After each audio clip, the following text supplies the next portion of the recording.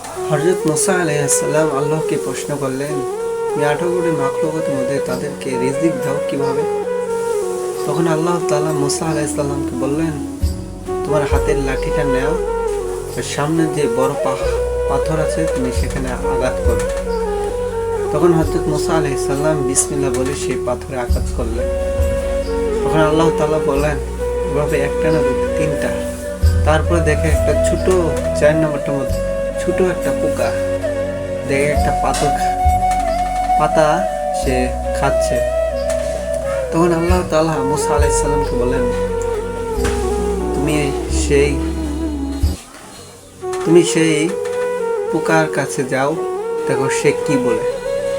তখন মুসা আলাইহিস সালাম সে সময় সে পোকাটা বলে, পবিত্র সেই স্রষ্টা যিনি আমাকে এই রিজিক দেয়।